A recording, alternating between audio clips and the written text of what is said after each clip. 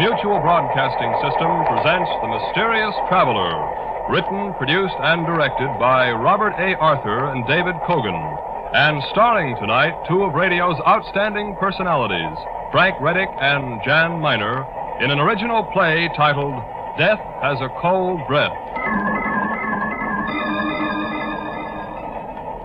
This is The Mysterious Traveler, inviting you to join me on another journey into the realm of the strange and the terrifying.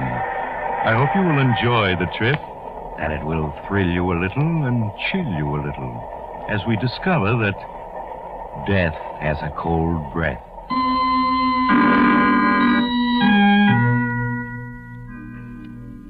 Your name is Andy Marlowe. Once you were a very successful publicity agent. But this morning, as you slouch behind your big mahogany desk, you feel terrible. You're nursing a hangover. You're worrying about the IOUs you've been passing out the last few months to certain rather tough individuals who run gambling houses. You're slipping fast. Your bankroll is gone. Your girl, Julie, who's just as hard and beautiful as the diamond she loves to wear, is looking for greener pastures. And you're on the skids. Unless you come up with a smart idea. You stare at your appointment pad with bleary eyes. The first name on it is Harold Farrington. Harold Farrington, the matinee idol of 20 years back. Now he's a has-been ham. You almost tell your assistant to send him away, but you change your mind and have him sent in. Andy, old boy, you're looking splendid. I just got back from Florida. Thought I'd drop in and say hello. Sit down, Harold, and cut out the hot air. You haven't the price of a trip to South Jersey, much less Florida, and I know it. Always bluff and direct, Andy. That's what I like about you. Yes, it's embarrassing to admit it, but I am financially substandard at the moment. If it's a touch, Harold, the answer is no. I wouldn't dream of asking you for a loan, Andy. I want to retain you, to enlist your services to put me once again on the front pages. Remember 6 months ago, you dreamed up that idea of a national theater that I hoped to found? That got me nice headlines, Andy. Yes, but you didn't get a job out of it. I'm going to be frank with you, Harold. Of course, old man, of course.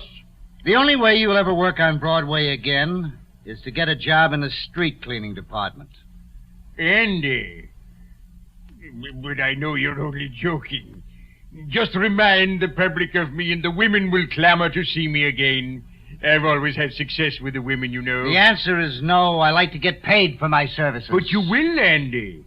6 months ago, for your last campaign, I made you sole beneficiary in my will. You'll collect when I die. Sole beneficiary in your will. What a laugh. I think I fell for your line about having trust funds that would pay off when you died. I checked up later. You don't even own a spare suit of clothes. I admit I exaggerated. I confess it. Oh, that's mighty white of you. However, this might interest you. A letter that was forwarded to me last week. Read what it says. 6 pages in a woman's handwriting, reeking with gardenia perfume. Phooey. It's from a wealthy widow in Boston. 25 years ago, she was an admirer of mine. Her name is Abby Wilson, Mrs. Abby Wilson, and she's worth $500,000. Harold, you bore me. So does Mrs. Abby Wilson. Now get to the point, will you? I am, Andy. She's ill, slowly dying. And having read about my plan to start a theater which I would run in the interests of a free, untrammeled stage, she decided to make the dream possible by leaving me all her money when she dies. Now, don't you see, Andy, that will of mine is now worth something. When Mrs. Abby Wilson dies, I'm a rich man. Pipe dreams, Harold. She's probably a crackpot in an old lady's home. And to show you what I think of your will, in which I'm sole beneficiary, let's see, it ought to be in this drawer here. Yeah, here it is. Now, watch, Harold. There's your precious will where it belongs, in the wastebasket. Now, get out of here, you old has-been. I'm busy. Your exasperation finally has gotten the better of you, Andy. You kick Harold Farrington out. Then, Feeling worse than ever, you slump in your chair again. You're still slouched there half an hour later when the telephone rings. Hello. Hello, darling. Oh, hello, Julie. My. The Wonder Boy sounds as if he had a hangover this morning. Oh, I'm all right. Just catching a little cold, that's all. Oh, then you'll probably be glad to have me break our date for tonight. Break our date? Yes. I won't be able to make it tonight, Andy. So sorry. Why won't you be able to make it? I've had those tickets for weeks. I'm flying out to the coast at midnight, sweetheart. Bill Wentworth is throwing a really big house party, and then a cruise on his yacht afterward. What? He phoned last night to invite me, and I accepted. Julie, you can't walk out on me like this.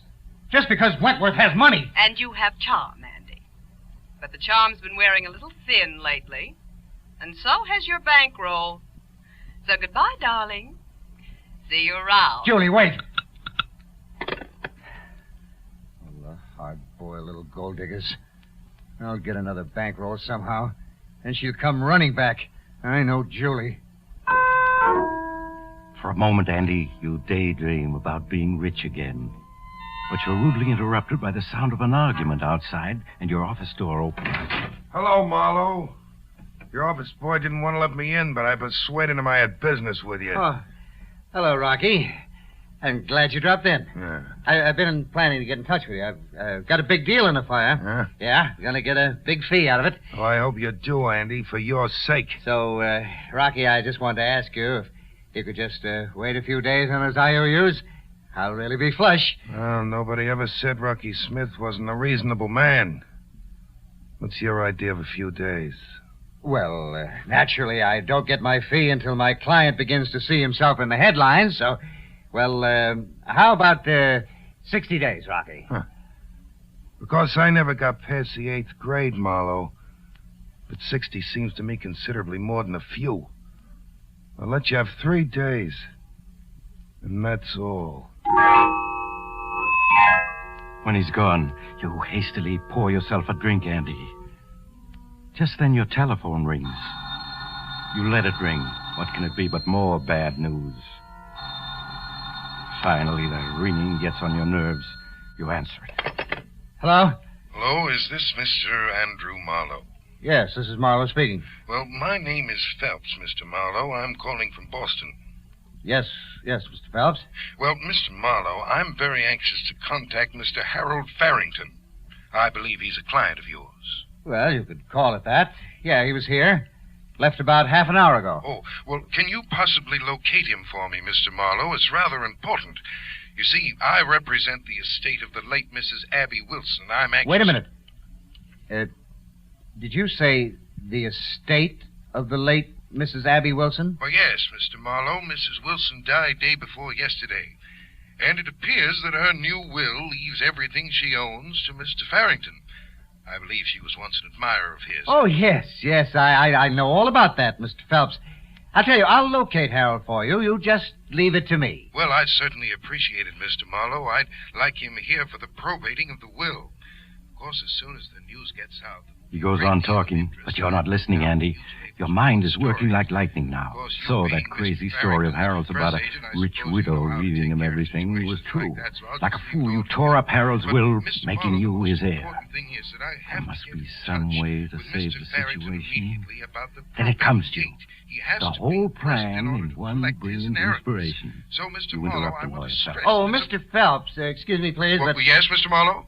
If you let me handle all the publicity, I can keep it dignified and still make it a valuable asset to Mr. Farrington's plan. Well, yes, I can understand that. Now, if you'll see to it that nobody else hears about this until you and me and Mr. Farrington can get together... Why, I think that can be managed, Mr. Marlowe. Good. Then I'm going to hang up now and find Farrington. And when I do, I'll phone you. So, goodbye for now, Mr. Phelps. You hang up and snatch that torn-up will from the wastebasket. Carefully, you paste the torn will together with Scotch tape. Then you set out to find Harold Farrington. You try his rooming house first. No, Mr. Farrington ain't in. I don't know where he is, and I don't care. Unless he comes back with the $35,000 rent he owes me. You might try Tim O'Sullivan's saloon round the corner. That's where he usually hangs out. You hurry to the corner saloon, but the actor's not there. Desperately perspiring in your anxiety, you try all the other local saloons. At last you find him, in a corner table in the cheapest bar of them all. You can see he's almost pie-eyed. Well, this is my good old friend Andy. Have a drink. It's not good liquor, but it's cheap. That's his great recommendation. It's cheap. Yes, I'm sorry, Harold. I can't drink now. I've hunted you up to apologize.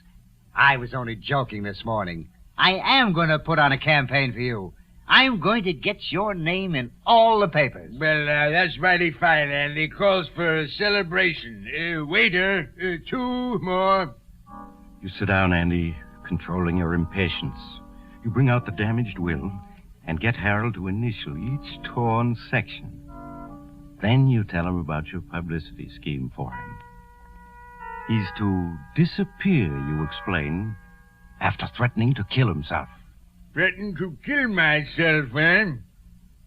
To die, to sleep, perchance to dream. Aye, and there's the rub. For in that sleep of death, what dreams may come when we have shuffled off this mortal coil must give us pause. Shakespeare, Andy.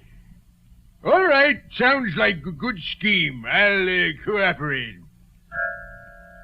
Your plan is working, Andy. Working beautifully. You get Harold Farrington into the phone booth. You phone Ross of the Daily Ledger, and Farrington talks to him. Hello, Ross. This is Harold Farrington. Just wanted to tell you I'm going to play a big role soon in the tragedy of man. I'm going to play the corpse. What am I talking about? I'm just trying to tell you, old boy, the time has come to ring down the curtain. Going to end the little drama of Harold Farrington. Hello. Andy, how do you like that? He said I was drunk, and he hung up. Yes, your scheme is working beautifully. You have Harold Farrington phone all the critics and tell them he's going to kill himself. But then Farrington collapses. Desperately, you realize you have to have help. You telephone Julie. You persuade her to bring her car and meet you. You show her the will. Tell her about Mrs. Abby Wilson. Surely, Julie, you understand. If this will is legal, I'll come at $500,000 soon. I understand that, darling. But just how are you going to collect? I mean, suppose dear Harold decides to stay alive and then changes his will. He won't. I mean, how long can he live drinking as he does? He's on his last legs. You mean you'll keep him supplied with free liquor until he obligingly drinks himself to death, Andy, dear? Yes, something like that. I haven't time to tell you the details now, but somebody has to get Harold to my cabin up in the woods and keep him hidden there. That's your job, Julie. Get him there, keep him there, and don't let anybody know he is there. Darling, for both our sakes, say you'll do it. Well, it means missing Bill Wentworth's party, but all right, I'll do it. Only, Andy, darling, this scheme of yours had better pay off.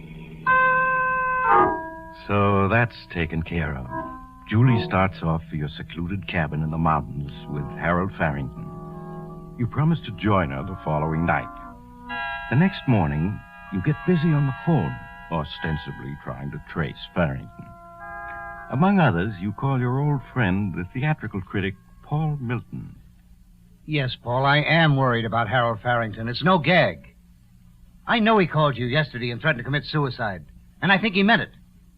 I'm really worried about him. Okay, I'll keep looking. See you soon, Paul. We'll have a drink together. Paul Milton's skepticism is typical, and it's just what you want. Last of all, you call another old friend, Captain Harry Banning, in the Bureau of Missing Persons. Oh, now, Harry, I'm not trying to drum up a story. Farrington really is missing. I want you to put out a missing persons notice on... Well, if that's the way you feel about it, I'll have to find him without any help from the police. You hang up, and you're pleased, Andy. Very pleased. That evening, you catch the train for the little town of Ridge Gap, where your cabin is located. At the Ridge Gap station, you slip away into the darkness without being noticed. It's bitterly cold, but you walk the 2 miles to your cabin. There you find Julie and Harold Farrington having a drink in the living room. After the necessary greetings, you waste no time in getting down to business. Well, kids, we're rolling. The editors are beginning to believe in your suicide, Harold. Andy, I'm not so sure that the suicide is a good publicity angle. The more I think about it... Of course it's a good angle. Isn't it, Julie? Why, of course it is, Harold. Why, it'll get the critics to writing long, appreciative articles about you. The kinds of thing the producers all notice. Well, maybe, but I still think... Harold, you hired me to do the thinking. Now, listen. You write me a long letter of farewell. Understand? A letter of farewell. Well, I could do that with the quotations from my great plays, Macbeth, Hamlet. That's it, Harold? Yes. I'll take the letter back to New York with me. I'll call all the critics. I'll get a couple of them to rush up here with me. Now, just before we get here, you take 1 sleeping tablet. Then pretend to be unable to wake until we've worked over you for at least half an hour. You got it? Yes, of course. I could do that. Look absolutely on the level. Tomorrow evening, your name will be headlines from coast to coast. Well, if you're sure, Andy. I'm positive. Now, sit down at my desk and start writing that suicide note. And be sure to apologize to me for using my cabin. You understand, Harold? You leave Harold Farrington busy writing the suicide letter. You take Julie into the next room to tell her the rest of your plan. And as soon as he finishes that letter, Harold's going to die. You understand that, don't you, Julie? Die? Andy, you didn't say anything about that when you sent me up here with him. I'm not going to have anything to do with murder. Harold will drink himself to death in another 6 months. What difference does it make if he goes now? It means $500,000 to us, me and you. It's perfectly safe. By now, half New York knows Harold was threatening to kill himself. You go on talking, persuading her. Rich. And when you want to be, you can be very, very persuasive. Maybe a few hours. At last, Julie gives in to your scheme. All right, Andy, I'll do it. But let's get it over with quickly. You go back into the living room. Harold has finished writing his farewell to you and the world, and he's reading it aloud with great self-appreciation. Out, brief candle. Life's but a walking shadow, a poor player that struts and frets his hour upon the stage, and then is heard no more. Oh, there you are, Andy. Listen, I think this is rather good. He begins at the beginning and reads the whole letter to you. It's what you want, exactly. As he reads, you busy yourself fixing him a drink. And into the drink, you pour the contents of a small bottle. Harold Farrington finishes his letter and waits for your applause. That's splendid, Harold. Simply terrific. It nearly made me cry, just listening to it. I think without undue modesty, one could say it's good theater. Oh, is that a drink for me, Andy? Well, it isn't for anybody else, Harold. Thank you. I've earned this drink. Well, bottoms up. He drinks, and in 5 minutes, it's all over. For one last instant, he stares at you accusingly, then his eyes close, and he falls forward on the desk. He's dead. Perfect, Julie. Couldn't have worked out better. Oh, now what, Andy? Back to New York and come find him tomorrow or the next day? No. It's all going to be settled tonight. Tonight? Yes. There's a very special reason why. I owe some money. But tomorrow I've got to be able to prove I can pay it from the inheritance. Now, we're going to drive to Ridge Gap, have dinner, and pretend we're on our way up here from New York. Then we arrive here, find Harold dead, and phone the sheriff. That's all there is to it. Andy, now wait a minute. What is it? What time is Harold supposed to have died? Well, sometime last night when I was in New York. That's impossible. His body, it'll still be warm when the sheriff gets here. The sheriff will know that Harold must have died this evening. Yeah, that's right. I forgot that. I can't wait till tomorrow. Just can't. I got it. What? It's cold out. Only about 15 above zero. Yeah. We put Harold out on the terrace, chair and all, for half an hour. And then he'll be cold, plenty cold. It seems as if he died hours ago. Swiftly, you and Julie lift the chair in which Harold Farrington sits. You carry it out on the terrace in the bitterly cold wind. There you leave Harold to cool a bit. Back in the house, you set everything straight, remove all evidence of Julie's having been there. You wait half an hour, 45 minutes. Then you carry Harold back in, chair and all, and pose him properly in front of the desk where his touching suicide note waits. The picture is perfect. Cold enough now. Feel his forehead. He's like ice. Yeah. That's because he died last night, my dear. Now let's go. Have dinner at the village. Make sure we're seen. Then come up here and discover Harold. Your program goes off without a hitch, Andy. In the village of Ridge Gap, you make sure witnesses see you eating. You tell the waitress you're just on your way to the cabin. Then you drive up and find poor Harold's body. In half an hour, the sheriff is there with the coroner. The sheriff looks around, listens to your story, reads the letter Harold so obligingly wrote, and nods. Yep. Certainly is plain enough story, Mr. Marlowe. Poor fella, down on his luck, decided to end it all. You say you gave him a key to this cabin 6 months ago? Yes, that's right, Sheriff. 6 months ago, I did a publicity campaign for him, and he used to come up here to work out our plans. I gave him a key then, and he kept it. And poor Harold crept here to die in hiding. That's how it goes. Well, I guess there's no use our hanging around any longer. Poor fella's stone cold. Means he died last night or this morning, I guess. Well, Doc, let's phone Williams the undertaker and get this over with. I guess we better wait a mite before we call the undertaker, Sheriff. Wait? What for? There's something a bit peculiar here. Peculiar? Well, what do you mean, Doc? Let's feel this fellow's forehead. Mighty cold, isn't it? That's right. Cold as ice. Shows he's been dead quite some time. Yes, everybody knows that. It's in every detective story. His forehead was as cold as ice. Wish I had $1 for each time I've read that. Yes, but I'm afraid you don't get my point. You see, a dead body can only cool off to the temperature of the room it's in. Oh, well, what are you getting at? Just this. I took the temperature of this suicide. His body temperature's only 45 degrees. 45 degrees? That's right. Well, how could that be, Doc? This room is 70 degrees. It ain't possible. Andy. Be quiet, Julie. You're right, Sheriff. It isn't possible. Unless this suicide walked outdoors and practically froze himself, he came back in, sat down, and waited for us. And I don't think he did. What you're saying, Doc, is, it's not suicide. It's murder. And I reckon we got the murderers right here in this room with us. Well, folks, how about it?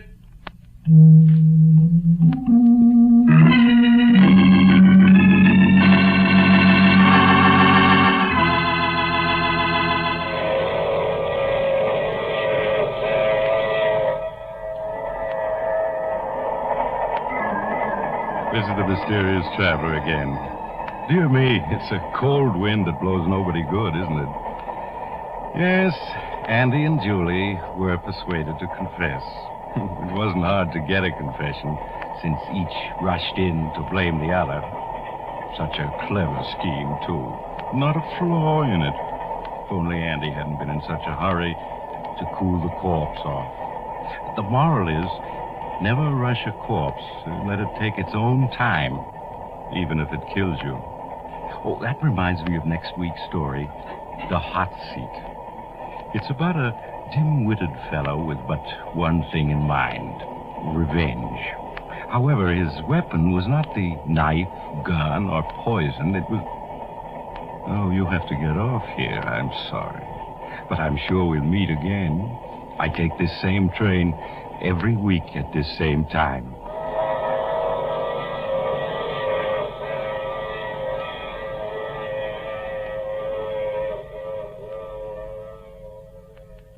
You have just heard The Mysterious Traveler, a series of dramas of the strange and terrifying. The role of the mysterious traveler is played by Maurice Tarplin. This is Jack Farron speaking. This is the Mutual Broadcasting System.